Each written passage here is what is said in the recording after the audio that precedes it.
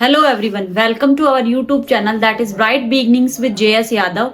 Now we will continue our science series and the next chapter is how do organisms reproduce. It is very interesting and very useful topic for everybody. ठीक है, to maintain the continuity of species, to maintain the continuity of life. ठीक है, तो ये हर prospective से important है और इसमें से हर बार सीबीएसई 2 से 3 क्वेश्चंस पूछता है 2 मार्क्स, 3 मार्क्स और 5 मार्क्स में.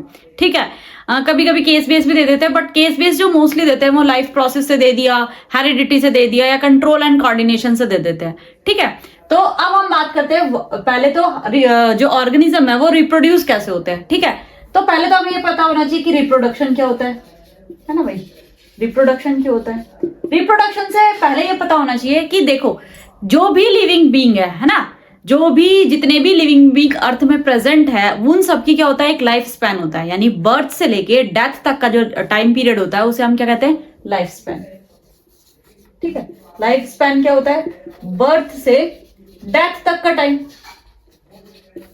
और आप सभी को पता है कि जिस बंदे ने इस दुनिया में जन्म ले लिया उसे एक ना एक दिन खत्म तो होना ही है. ऐसा तो है नहीं भाई कि हम इमोर्टल है. ठीक है, अब इमोर्टल है कुछ है, अब वो बताऊंगी आगे कौन कौन है, वरना हम तो इमोर्टल नहीं है. तो हमें अपनी स्पीशीज की कंटिन्यूटी बनाने के लिए अब एक टर्म आ रही है स्पीशीज.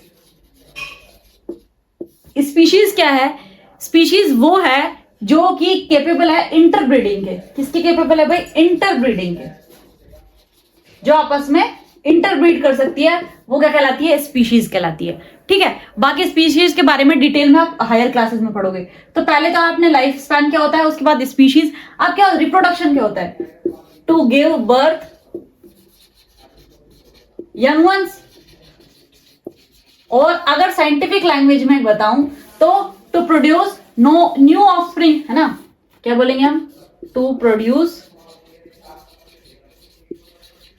New offspring.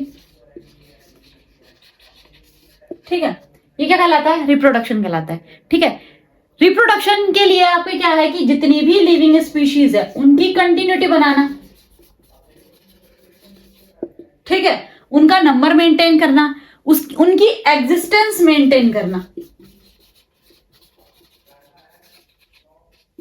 ठीक है, क्या करना? उनकी एग्जिस्टेंस. अगर रिप्रोडक्शन नहीं होता तो क्या हम बचते? नहीं बचते ना. या फिर जितने भी लिविंग ऑर्गेनिजम्स हैं वो बच पाते क्या? उनका नंबर जितना है वो रह पाता क्या? ठीक है, तो उनका नंबर क्या करना है? इंक्रीज करना या मेंटेन रखना उनको. ठीक है, इकोलॉजिकल बैलेंस को बनाए रखने के लिए रिप्रोडक्शन एक बहुत ही इंपॉर्टेंट है, क्या है, प्रोसेस है. ठीक है, अब हम बात करते हैं टाइप्स ऑफ रिप्रोडक्शन की.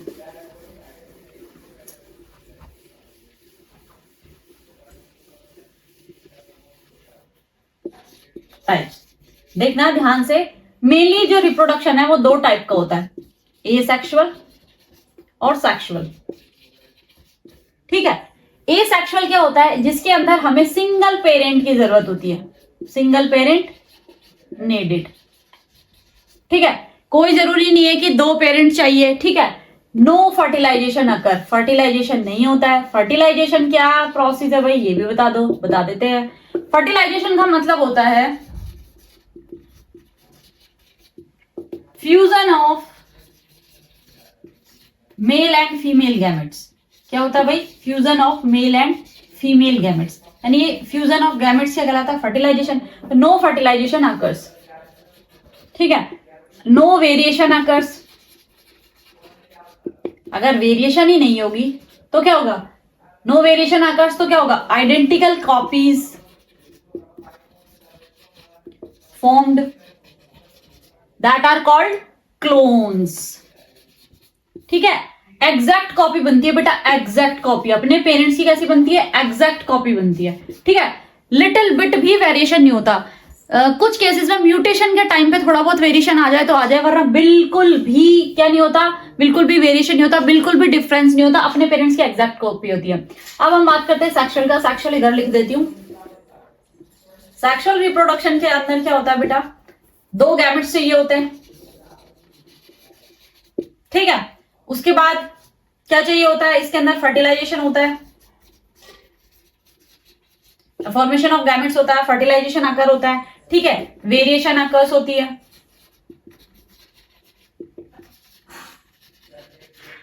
ठीक है ना।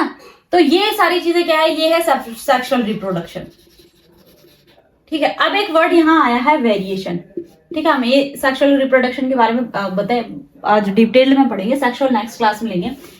देखो इस जो चैप्टर है ना, इसको मैं अगर डिवाइड करूँ ना तो 4 पोर्शंस में डिवाइड करूंगी। देखो कैसे, पहले आप ए सेक्सुअल रिप्रोडक्शन पढ़ोगे, कंप्लीट टॉपिक, ठीक है। फिर सेक्सुअल रिप्रोडक्शन पढ़ोगे प्लांट्स के अंदर, फिर सेक्सुअल रिप्रोडक्शन पढ़ोगे ह्यूमन बींग्स और एनिमल्स के अंदर, और तीसरा है आपकी क्या, रिप्रोडक्टिव हेल्थ। तो 4 पोर्शन से 4 क्लासेस मैक्सिमम होगी इस टॉपिक की। देखो तो मैं क्या कह रही थी, वेरिएशन। वेरिएशन क्या होता है बेटा? वेरिएशन को ऐसे समझो आप लोग कि आपने देखा होगा कि आप अपने पेरेंट्स के ये एग्जैक्ट कॉपी हो क्या? हम क्या कहते हैं कि आपका जो डीएनए है वो आपके पेरेंट्स से 99.9% ही मैच करता है, ये 0.1% मैच क्यों नहीं करता है? क्योंकि जब क्या होता है कि गैमेट्स का फॉर्मेशन होता है, गैमेट्स का फॉर्मेशन होता है, तो आपको पता है कि जो क्रोमोसोम्स नंबर है वो 23 किससे आते हैं, फीमेल्स से, और 23 मेल से आते हैं, है ना। तो जब इनका क्या होता है, रिकॉम्बिनेशन होता है ना। अब रिकॉम्बिनेशन किसका होता है? डीएनए का होता है। जब डीएनए का रिकॉम्बिनेशन होता है तो उस दौरान क्या होता है कि मान लो बेस पेयर्स, मान लो ये प्रेजेंट है, ठीक है, इनकी पेयरिंग होनी है आपस में, और इनकी जगह क्या हो जाए, एक या दो ऊपर नीचे शिफ्टिंग हो जाए। मान लो ए की पेयरिंग किससे हो जाए, यहाँ पे डबल ए आ जाए। पहले मैं क्या कह रही हूँ, ए की पेयरिंग टी के साथ होती है हमेशा, जी की सी के साथ होती है, या सी की जी के साथ होती है। ये है मान लो कोई न्यूक्लियोटाइड या डीएनए के बेस पेयर्स है। अब ये किसी मान लो आईज के कलर के लिए रिस्पॉन्सिबल है, मतलब आपके पेरेंट की आईज की कलर जो है वो कैसी है बेटा, ब्लैक है, तो उसके लिए ये बेस पेयर्स रिस्पॉन्सिबल है या ये जीन्स रिस्पॉन्सिबल है। अब जब क्या होगा, रिकॉम्बिनेशन होगा तो ऐसा हो जाएगा ही, ठीक है। ये तो इसकी वजह से उस जो आई कलर के अंदर चेंज होगा या उसके डीएनए के अंदर चेंज होगा। मान लो फिजिकल अपीयरेंस में तो कोई फिनोटाइप में कोई चेंज ना हो, लेकिन जीनोटाइप में चेंज है, इसकी वजह से जो उसके आईज के अंदर चेंज आएगा, उसके अंदर जीन्स के अंदर चेंज आएगा, उसे हम क्या कहते हैं, वेरिएशन। क्या कहते हैं, वेरिएशन। ये एसेक्सुअल रिप्रोडक्शन के अंदर बिल्कुल भी नहीं दिखाई देता है, ठीक है। एग्जैक्ट कॉपी बनती है अपने पेरेंट्स की। सेक्सुअल रिप्रोडक्शन के अंदर आप वेरिएशन देखते हैं, और यही वेरिएशन न्यू स्पीशीज के फॉर्मेशन को लीड करता है। देखो अगर वेरिएशन नहीं होती तो इवोल्यूशन नहीं होता, इवोल्यूशन नहीं होता तो आप लोग नहीं बनते, है ना। अब देखो वेरिएशन होगी तो क्या होगी, न्यू स्पीशीज का फॉर्मेशन, है ना, के चांसेस बढ़ जाते हैं। और आप में एनवायरमेंट, ठीक है, आपकी फिजियोलॉजी के अकॉर्डिंग चेंजेस आने बहुत जरूरी है, ठीक है। आपने देखा होगा जब आप ह्यूमन इवोल्यूशन के बारे में पढ़ोगे तो आप देखते हो कि आपके एंसेस्टर कौन थे, मंकी थे, चिंपैंजी थे, ठीक है। अब भी आप देखते हो कि जो ह्यूमन होमोसैपियंस है उनके अंदर भी क्या, जब इवोल्यूशन हुआ तो आपने देखा होगा स्टार्टिंग में क्या करते थे वो, जब फायर का इवोल्यूशन नहीं हुआ था, फायर की डिस्कवरी नहीं हुई थी, उससे पहले क्या करते थे, रॉ मटेरियल खाते थे। तो उनकी बॉडी के अंदर लास्ट मैंने उसी के अंदर बताया था, वही एग्जांपल दे रही हूँ। अपेंडिक्स क्या था, सेलुलोज को डाइजेस्ट करने के लिए वेल डेवलप्ड था। अब आप लोग क्या खाते हो, कुक्ड फूड खाते हो, है ना, कुक्ड फूड या राइप्ड फूड खाते हो, पका हुआ खाना खाते हो, है ना।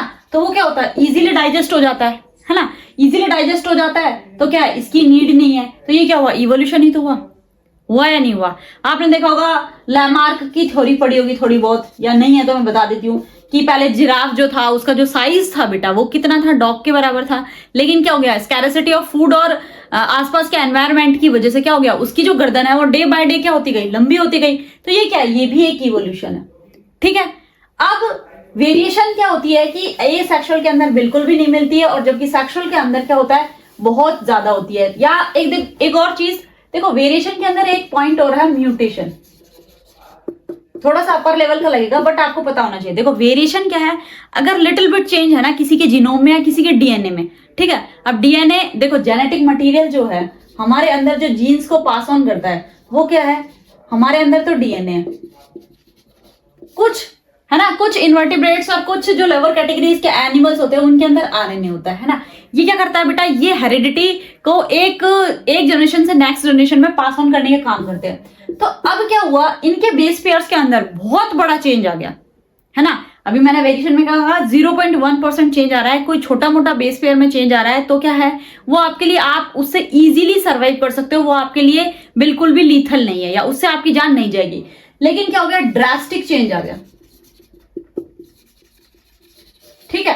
तो वो क्या होगा, वो अगर कोई ड्रास्टिक चेंज आएगा आपके अंदर तो वो क्या होगा, आपके लिए लीथल होगा, है ना, जानलेवा। आपके लिए क्या हो सकता है, जानलेवा हो सकता है, ठीक है।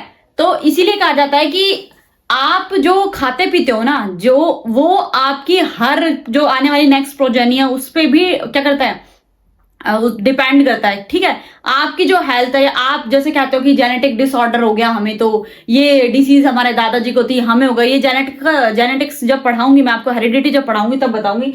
लेकिन इसमें क्या है, म्यूटेशन के अंदर क्या है कि एक बहुत बड़ा ड्रास्टिक चेंज आएगा, जिसकी वजह से वो बंदा या तो सर्वाइव नहीं कर पाएगा, और सर्वाइव कर रहा है तो बहुत सारी उनके उसके अंदर इनकेपेबिलिटीज हो गई, या डिसेबल टाइप का पर्सन होगा, ठीक है। देखा होगा आपने, किसी को मेंजाइटिस होता है, यानी किसी का ब्रेन जो है वो एक्चुअल में डेवलप नहीं होता, तो ये किसकी वजह से होता है बेटा, म्यूटेशन। और म्यूटेशन किसका पार्ट है, वेरिएशन का, यानी वेरिएशन बहुत ज्यादा लेवल पे हो जाए तो वो किसके अंदर कन्वर्ट हो जाती है, म्यूटेशन के अंदर। अब हम पढ़ते हैं एसेक्सुअल रिप्रोडक्शन। अब देखो, एसेक्सुअल रिप्रोडक्शन में भी यूनिसेलुलर और मल्टीसेलुलर ऑर्गेनिज्म है, दो टाइप में होता है। अब देखो, एसेक्सुअल रिप्रोडक्शन के अंदर आप बचपन से पढ़ते आ रहे हो, बाइनरी फिजन, ठीक है। बाइनरी फिजन किसके अंदर, अमीबा के अंदर, अमीबा है, पैरामीशियम है, ठीक है। इनके अंदर क्या होता है कि मान लो अमीबा, आपको पता है कि अमीबा का सेल जो है वो एक डेफिनेट शेप नहीं होती उसकी, ठीक है। उसके अंदर पहले क्या होगा, पहले साइटोकाइनेसिस होगा। साइटोकाइनेसिस क्या होता है बेटा, साइटो मतलब साइटोप्लाज्म, काइनेसिस का मतलब होता है डिवीजन, है ना। तो पहले क्या होगा, पहले होगा साइटोप्लाज्म का डिवीजन, ठीक है। साइटोप्लाज्म का डिवीजन होगा, ठीक है। उसके बाद ये ग्रूव बनेगी यहाँ पे, उसके बाद दो न्यूक्लियस का, ये एक न्यूक्लियस है, इसका इलोंगेशन होगा, फिर क्या होगा, यहां से दो न्यूक्लियस फॉर्म हो जाएंगे, और फिर क्या हो जाएगा, कैरियोकाइनेसिस हो जाएगा। क्या हो जाएगा बेटा, कैरियोकाइनेसिस हो जाएगा ये, ठीक है। अब कैरियोकाइनेसिस का मतलब क्या होता है, ये भी देख लो, 9th में पढ़ा होगा, नहीं पढ़ा हो तो देख लो। कैरियोन का मतलब होता है न्यूक्लियस, न्यूक्लियस में डिवीजन होना क्या कहलाता है, कैरियोकाइनेसिस कहलाता है। अब एक चीज और होती है, मल्टीपल फिजन।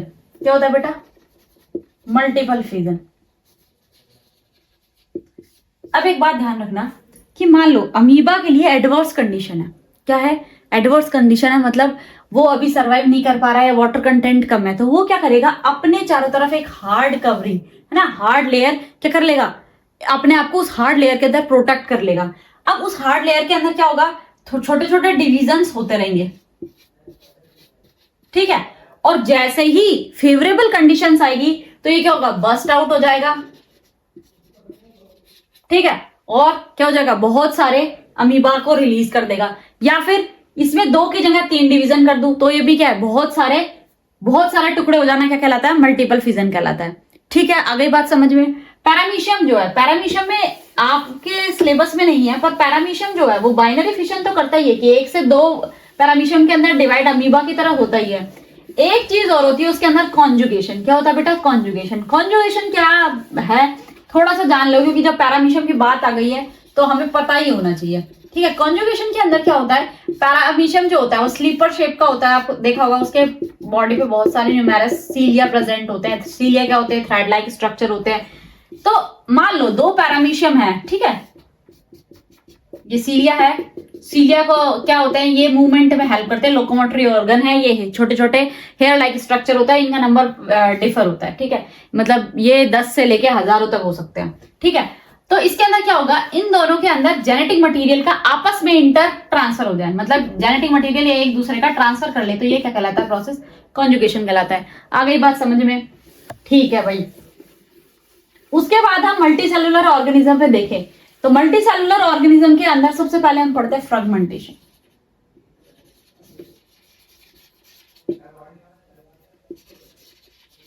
इसके अंदर क्या होगा, फ्रेगमेंट्स फॉर्म होंगे, स्पाइरोगायरा, ये एल्गी और फंगस के अंदर देखने को मिलता है। ये क्या फिलामेंटस एल्गी है, ऐसा ऐसा इसका स्ट्रक्चर होता है, ठीक है, ये डीएनए प्रेजेंट होता है। अगर ये फ्रेगमेंट्स के अंदर डिवाइड हो जाए तो ये एक कंप्लीट जो फ्रेगमेंट है वो नया क्या बना लेगा, नया क्या बना लेगा, ऑर्गेनिज्म बना लेगा। ये क्या कहलाता है, फ्रेगमेंटेशन। कि किसी भी बॉडी पार्ट से छोटे छोटे जो फ्रेगमेंट्स बने हैं वो क्या कर ले, पूरा का पूरा नया बॉडी पार्ट बना ले, तो उसे हम क्या कहते हैं, फ्रेगमेंटेशन कहते हैं। ये किसके अंदर होता है, स्पाइरोगैरा के अंदर होता है, ठीक है बेटा। नेक्स्ट टॉपिक इज बडिंग, ठीक है। बडिंग क्या होता है, देखो बडिंग आप है ना, दो ऑर्गेनिज्म के अंदर फेमस है, एक है हाइड्रा इज सीलेंट्रेट, और एक है ईस्ट इज अ फंगस, ठीक है। ये एक फंगस है, हाइड्रा क्या है, हाइड्रा एक सीलेंट्रेट है। अच्छा आपको पता है क्या, आप फंगस को खाते भी हो। फंगस वही जो आपके अचार में लग जाती है, ठीक है, व्हाइट कलर की, जिसे आप हिंदी में फफूंद भी कहते हो, लेकिन एक फंगस को आप खाते भी हो। ऐसी कौन सी फंगस है जिसे आप खाते हो, एस्पैरागस, मशरूम जो आप लोग खाते हो ना, मटर मशरूम, आजकल तो शादी सीजन चल रहा है, ठीक है ना, और सब मोस्टली लोगों की फेवरेट होती है। I don't like mushroom but होती है लोगों की, ठीक है। लेकिन जो मशरूम होते हैं वो क्या होते हैं, ईडेबल होते हैं, हाईली प्रोटीनियस होते हैं, ठीक है। तो मशरूम भी एक फंगस है जिसे आप खाते हो, ये बात ध्यान रखना कि आप फंगस खाते हो, ठीक है। अब देखो हम बात करते हैं हाइड्रा के अंदर क्या होता है, हाइड्रा की बॉडी ऐसा टेंटिकल्स होते हैं, ठीक है, ऐसे ही शेप होती है। उसके अंदर नीचे से क्या होती है, एक बड ग्रो करती है, नीचे से एक आउटग्रोथ होती है जिसे हम क्या कहते हैं, बड। ये क्या करती है, अपने पेरेंट्स से क्या लेती है, न्यूट्रिएंट्स लेती है, अपने पेरेंट्स से न्यूट्रिएंट्स लेकर ग्रो करती है, और जो पेरेंट्स बॉडी है उससे क्या हो जाती है, ये टेंटिकल डिटैच हो जाती है। क्या हो जाती है, ये बड़ी हो गई, ग्रो हो गई, और उसके बाद क्या होगी, डिटैच हो जाएगी, और डिटैच होकर क्या बना लेगी, नया हाइड्रा बना लेगी, ठीक है। अब ईस्ट है, ईस्ट के अंदर भी क्या होता है, ईस्ट ऐसा होता है, इसके ऊपर की साइड बड का फॉर्मेशन होता है, ठीक है। ये ग्रो करती है, ठीक है, ये ग्रो करती है, ये भी पेरेंट्स से लेके जाती है, और ये बहुत सारे उसके फॉर्म में ग्रो करती है। तो ये क्या होती है, ये हर एक बड डिटैच हो जाती है पेरेंट्स बॉडी से, और क्या बना लेती है, नया ईस्ट बना लेती है। आ गई बात समझ में, ठीक है। अब उसके बाद हम पढ़ते हैं स्पोर फॉर्मेशन।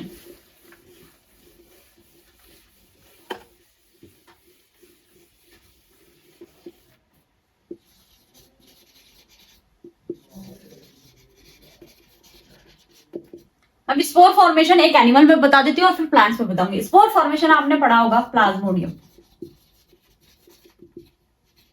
बहुत सारे स्पोर्स का बस्ट आउट हो जाता है। जब प्लाज्मोडियम के अंदर क्या होता है कि जब फेवरेबल कंडीशन नहीं होती ना बेटा, एडवर्स कंडीशन होती है, तो क्या होता है, छोटे छोटे स्पोर्स फॉर्म होते रहते हैं प्लाज्मोडियम की बॉडी पे, और जैसे फेवरेबल कंडीशन होती है इनका क्या हो जाता है, ये बस्ट आउट हो जाके, और हर एक स्पोर क्या बना लेते हैं, नया प्लाज्मोडियम बना लेते हैं।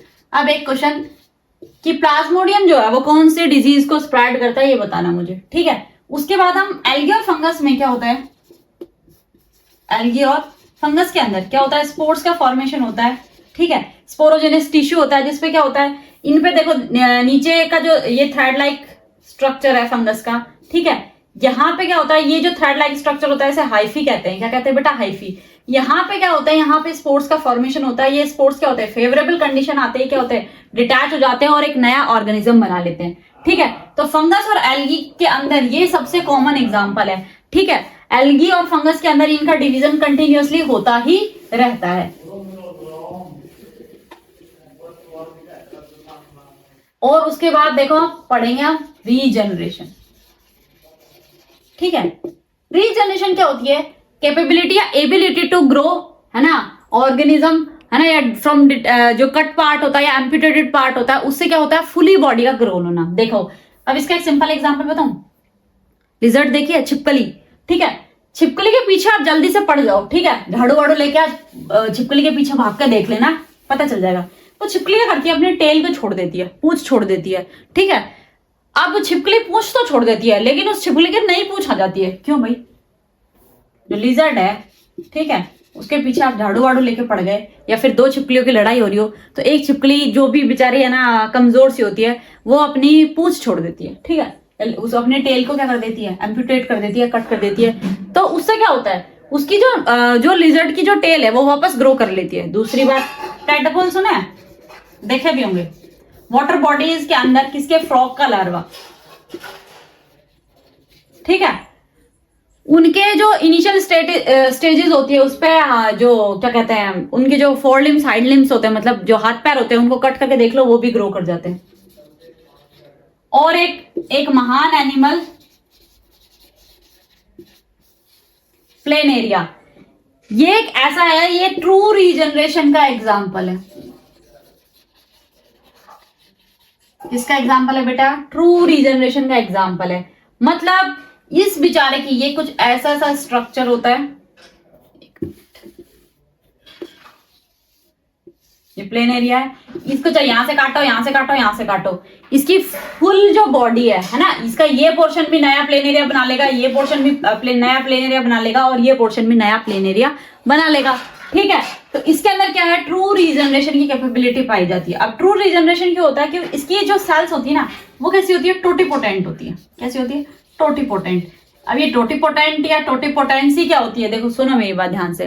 क्या होता है, जब एम्ब्रियोनिक फेज होती है ना हमारी भी, है ना, तो क्या होता है कि हमारी सेल्स, देखा होगा कि कुछ तो आइडेंटिकल ट्विंस होते हैं, ठीक है, कुछ नॉन आइडेंटिकल होते हैं। अभी आइडेंटिकल ट्विंस क्यों होते हैं, कभी सोचा आपने कि जो एम्ब्रियो है उसके अंदर स्प्लिट एंड्स हो गया, ठीक है, तो उस टाइम जो सेल्स होती है वो क्या करती है कि वो पूरा फुली बॉडी को ग्रोन कर लेती है, मतलब सारे पार्ट्स बना लेती है। ठीक है, तो टोटीपोटेंसी का मतलब है कि जो सेल्स है उन्हें किसी भी आप दूसरे मीडियम में डालो तो वो वहां की सेल्स को, वहां का ऑर्गन या वहां की सेल्स के अकॉर्डिंग काम करने लग जाए। मान लो कि जो एम्ब्रियोनिक फेज है वहां पे मुझे किसी के लीवर सेल, देखो आपका जो लीवर है ना, एक और नई बात बताती हूँ, फिर ये टोटीपोटेंसी को है ना कंटिन्यू करूंगी। आपका जो लीवर है वो आप डोनेट कर सकते हो 70% तक। अब डोनेट किसको कर सकते हो ये भी ध्यान रखना, उसका ब्लड ग्रुप मैच होना चाहिए, ठीक है, मोस्टली फैमिली मेंबर्स को ही डोनेट कर सकते हो। तो वो जो आपकी बॉडी में 30% बचा वो रीजनरेट कर सकता है बेटा। क्या कर सकता है? रीजनरेट कर सकता है। तो टोटीपोटेंसी क्या हुई सेल्स कि मान लो कि किसी के है ना हार्ट में कुछ प्रॉब्लम है, ठीक है, तो मैं किसी एम्ब्रियो की सेल, है ना, हार्ट की सेल्स में कुछ प्रॉब्लम है तो किसी के एम्ब्रियो की सेल्स को, है ना, क्या करूं, उस हार्ट में ट्रांसप्लांट कर दूं या उस हार्ट के अंदर डाल दूं, तो वो क्या करेगी, नई हार्ट सेल्स को फॉर्म कर लेगी। अब उस टाइम जो एम्ब्रियोनिक फेज है तब तो उन सेल्स आइडेंटिफिकेशन हुआ नहीं है, या उनका क्लैरिफिकेशन नहीं हुआ, या डिवीजन ऑफ लेबर ही नहीं हुआ सेल्स में कि हमें क्या काम करना है ना, तब तक वो क्या है, जो काम मिल रहा है वो सारा काम कर रही है। तो हमारे अंदर एम्ब्रियोनिक फेज के अंदर थोड़ा बहुत मिलता है। देखा होगा आपकी फिंगर वगैरह कुछ कट हो जाती है ना, बहुत सीवियर, किसी की उंगली पूरी कट गई है, तो वहां पे सिर्फ वुंड हीलिंग होती है। वो सेल्स क्या करती है सिर्फ सॉरी स्किन को फॉर्म करती है, जबकि कुछ के अंदर जैसे प्लेन एरिया भाई साहब है, अब इन प्लेन एरिया को देखो कि बेचारे के अंदर पूरा का पूरा कहीं से टूट फूट जाए तो क्या कर लेगा, नया प्लेन एरिया क्या हो जाएगा, रीजनरेट हो जाएगा या डेवलप हो जाएगा।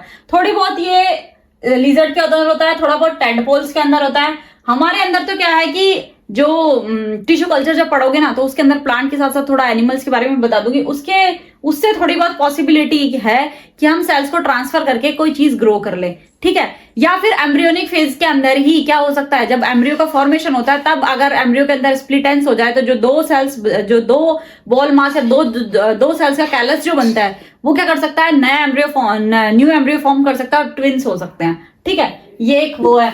अब देखो आपने क्या क्या पढ़ लिया, बडिंग पढ़ ली, स्पोर फॉर्मेशन पढ़ लिया, ठीक है।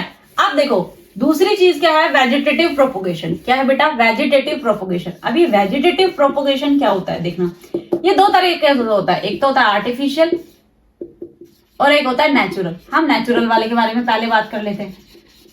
अब नेचुरल चीज क्या होती है, जिसके अंदर ह्यूमन इंटरफेरेंस नहीं होती। आर्टिफिशियल क्या चीज है, जिसके अंदर आदमी या जो जितने भी हमारे ह्यूमन बींग्स है वो अपना दिमाग लगा दे, तो वो सारी चीजें क्या है, आर्टिफिशियल है, ठीक है। जो सारा काम हम किसके लिए करते हैं, अपने बेनिफिट के लिए करते हैं। नेचुरल के अंदर क्या हो गया, किसी की। अब वेजिटेटिव प्रोपोगेशन क्या होता है ये भी सुन लो, कि किसी भी नए प्लांट का ओरिजिन कहां से हो जाए, किसी की लीव से हो जाए, स्टेम से हो जाए, रूट से हो जाए, ठीक है, किसी भी प्लांट बॉडी पार्ट से एक नया प्लांट बन जाए तो वो क्या कहलाता है, वेजिटेटिव प्रोपोगेशन, ठीक है। नेचुरल के अंदर आप देखोगे, आप स्टेम से देखोगे, अब देखो स्टेम, आपने आलू खाते हो, जिंजर खाते हो, ये बेचारे क्या है, स्टेम है। आप देखो आलू के अंदर जो ट्यूबर्स फॉर्म होती है ना, छोटे छोटे आलू के अंदर बारिश के सीजन में देखना ग्रीन ग्रीन कलर के ट्यूबर्स फॉर्म हो जाती है। उन ट्यूबर्स को आप काट के लगा दोगे ना तो नया आलू बच जाएगा, ठीक है, जिंजर के अंदर। उसके अलावा और स्टेम के अलावा रूट, ठीक है, स्टेम आप शुगर केन वगैरह भी खाते हो, ठीक है। रूट के अंदर, रूट देखो एडवेंटियस रूट ग्रो कर जाती है किसकी, स्वीट पोटैटो देखा है, ठीक है। उसकी भी क्या होती है, रूट्स उखाड़ उखाड़ के आप लगा दो तो आपको बहुत सारे स्वीट पोटैटो मिल जाएंगे, और सर्दियों में बहुत सारे स्वीट पोटैटो आ भी रहे हैं, ठीक है। तो ये क्या है, रूट से। लीव्स, लीव्स आपने पत्थर चटा सुना है, जिसे हम साइंटिफिक लैंग्वेज में कहते हैं ब्रायोफिलम। क्या कहते हैं बेटा, ब्रायोफाइलम या ब्रायोफिलम। इसके अंदर क्या होता है, देखो ये जैसे कोई प्लांट, ये जैसे प्लांट की लीव है, ये किसी प्लांट की लीफ है, ठीक है, ये एक लीफ है, इसके ऊपर क्या होगा, छोटे छोटे लीफी स्ट्रक्चर्स ग्रो कर जाएंगे, ठीक है ये, और क्या होगा, ये डिटैच होके नया क्या बना लेंगे, ब्रायोफिलम बना लेंगे, ठीक है।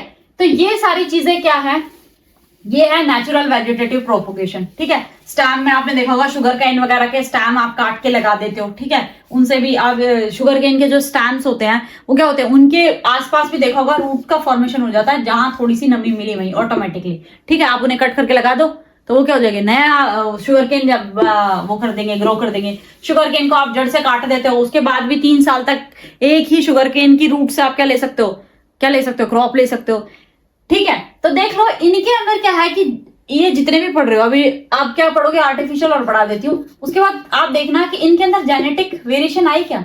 और मैंने एक बात कही थी आपको स्टार्टिंग में कि कुछ जो ऑर्गेनिज्म है वो क्या होते हैं, इमोर्टल होते हैं। अब इमोर्टल क्यों होते हैं भाई, अमर, अमर क्यों है भाई ये, सुनो मेरी बात।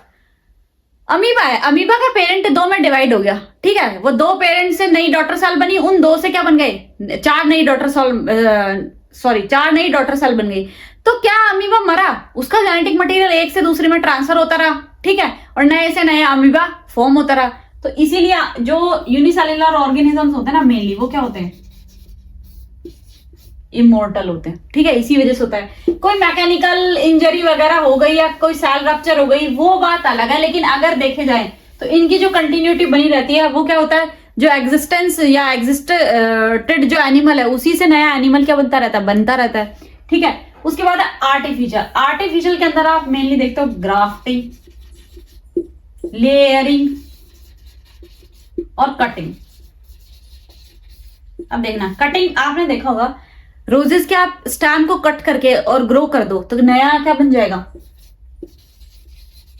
नए रोज के प्लांट्स बन जाएंगे। अब देखना, दो कलर के आप रोजेस देखोगे, एक ही पेड़ पे 2-2 3-3 कलर के क्या हो जाते हैं, रोजेस का फॉर्मेशन हो जाता है ना, या बहुत सुंदर लगते हैं। वो किसकी देन है भाई, ग्राफ्टिंग की, कि एक किसी का भी आपने क्या कट किया, एक का स्टैम कट किया और दूसरे के अंदर क्या कर दिया, ट्रांसप्लांट कर दिया या ग्राफ्टेड कर दिया, और उसको कर दिया, टाई कर दिया और वेट क्लोथ से, ठीक है। और कुछ दिनों बाद क्या हो जाएगा, वो उससे उसका जो स्टैम है, उसके जो वेस्कुलर बंडल्स है ना, वो क्या हो जाते हैं, मैच हो देते हैं, है ना, क्या हो जाते हैं, मैच हो जाते हैं।